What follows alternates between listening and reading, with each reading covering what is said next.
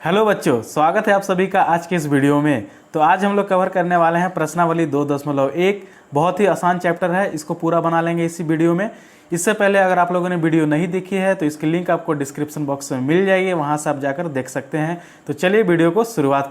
तो बच्चों, प्रश्न बनाने से पहले हमें कुछ जानना होगा क्योंकि ये बहुपद का प्रश्न है। तो चलिए जान लेते हैं कुछ चीज़ें। देखो यहाँ पे पहला दिया हुआ है हमारा कि अचर। अचर क्या होता है? जिसका मान नहीं बदलता हो वो क्या होता है? अचर मान। जिसका मान नहीं बदलता हो, यानी कि एग्जाम्पल में देख सकते हैं 2, 4, 6। 2 है तो 2 तो 2 हमेशा रहेगा, 4 है तो 4 ही रहेगा। इसी तरीके से अनंत तक, यानी कि जिसका मान नहीं बदलता हो वो हमारा अचर। अब आते हैं चर में। चर में क्या बताया गया है बच्चों? जिसका मान बदलता हो। एक्स, वाई, जेड etc, मतलब एक्स का मान, वाई का मान, जेड का मान तो बदलता ही रहता है बच्चों। कैसे बदलता है चलो समझ लेते हैं। सपोज यहाँ पे देख लो 2x दिया हुआ है। तो बच्चों यहाँ पे मान के चलो 2x दिया हुआ है हमारे पास। तो 2x में 2 हमारा कभी बदलने वाला है, 2 का तो 2 ही रहेगा। x का वैल्यू क्या हो सकता है? बदल सकता है।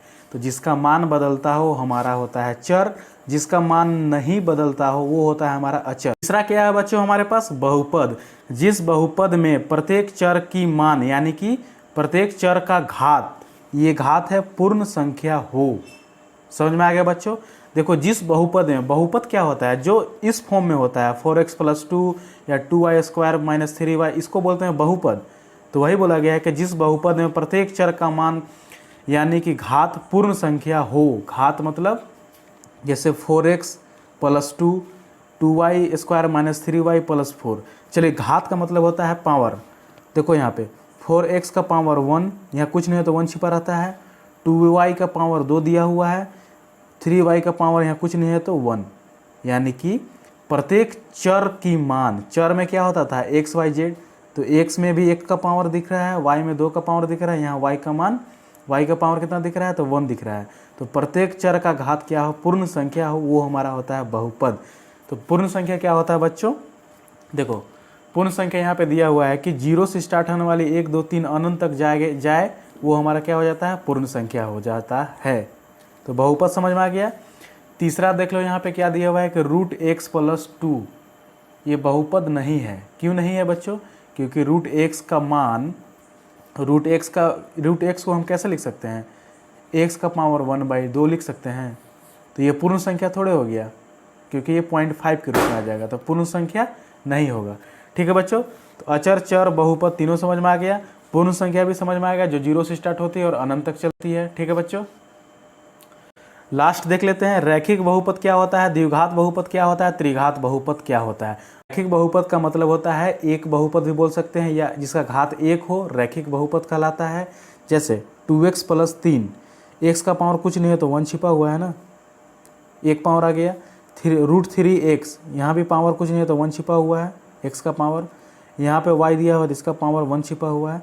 जिसका घात 1 हो रैखिक बहुपद कहलाता है। अब आते हैं द्विघात बहुपद।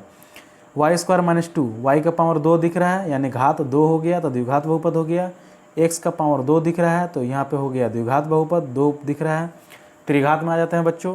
√3x का पावर क्यूब, घात 3 दिख रहा है यानी कि त्रिघात। x का पावर 3 यहाँ दिख रहा है तो त्रिघात, यहाँ भी दिख रहा है x का पावर 3। यहाँ तक समझ में आ गया बच्चों? अब लास्ट देख लेते हैं, 1 घात जिसका पावर 1 हो, 2 घात जिसका पावर 2 हो, 3 घात जिसका पावर 3 हो।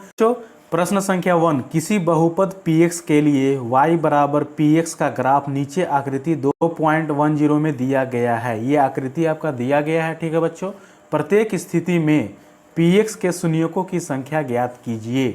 क्या ज्ञात करना है बच्चों? px, यानी ये x लाइन हो गया, x अक्ष बोलते हैं, इसको y अक्ष बोलते हैं। शून्यकों की संख्या बताना है। बहुत आसान चैप्टर है, 2 मिनट के अंदर पूरा चैप्टर खत्म।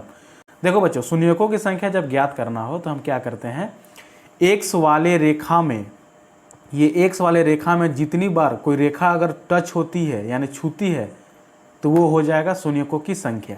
तो चलिए प्रश्न संख्या 1 का 1 देख लेते हैं, इसी में मैं समझा देता हूँ। तो ये हमारा एक्स अक्ष हो गया, ये हमारा वाई अक्ष हो गया। तो px के शून्यकों की संख्या ज्ञात करना है तो हम क्या करेंगे, x वाले अक्ष में देखेंगे, सिर्फ इस लाइन को, x वाले। ठीक है बच्चों? तो x वाले लाइन में कोई अलग से कोई रेखा कटता हुआ दिख रहा है? कोई रेखा कटता हुआ नहीं दिख रहा है। y में तो दिख रहा है ये वाला, तो मुझे px निकालना है ना। तो यहाँ पे हो जाएगा एक्स में तो कोई नहीं दिख रहा, तो शून्यकों की संख्या शून्य हो जाएगा इसमें। ठीक है बच्चों, ये समझाने के लिए शून्य हो जाएगा फर्स्ट में। सेकेंड में आ जाते हैं बच्चों, देखो एक्स से हमारे पास ये दिख रहा है, वाई दिख रहा है। अब एक्स वाले लाइन में कोई रेखा अलग से कितनी बार कटा है, ये देखो, ये दिख रहा है आपको एक बार में, एक बार ये कटा है, तो हमारा शून्यकों की संख्या हो जाएगा एक। अब प्रश्न संख्या पहला का तीसरा में देखो एक्स अक्ष में कितने बार कटा है, देखो एक बार तो यहाँ कटा, एक बार यहाँ कटा और एक बार यहाँ कटा। ठीक है बच्चों, 1 2 3, तो शून्यकों की संख्या बच्चों 3। इसमें देख लेते हैं फोर्थ में, एक्स अक्ष हमारा ये हो गया, एक्स अक्ष पे कितने बार कटा है कोई रेखा, तो 1 और 1 2, यानी कि शून्यकों की संख्या बच्चों 2। 5 में देख लेते हैं, ये हमारा एक्स अक्ष हो गया, कितने बार कटा है कोई रेखा, 1 2 3 4, शून्यकों की संख्या बच्चों तो 4। ये वाई वाला मत ले लीजिएगा कि ये भी कट रहा है, नहीं, ये एक्स अक्ष पे देखना है कोई रेखा अलग से कितनी बार कट रही है। लास्ट देख लेते हैं, ये एक्स अक्ष हो गया, 1 2 3, यानी कि शून्यकों की संख्या बच्चों 3।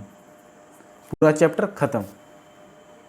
तो मैं आशा करता हूं बच्चों आज का चैप्टर आप लोगों को समझ में आया होगा। तो चलिए मिलते हैं हमारे अगले चैप्टर में, प्रश्नावली 2.2 में। ठीक है, आप चैनल को सब्सक्राइब कर लीजिएगा बच्चों। धन्यवाद।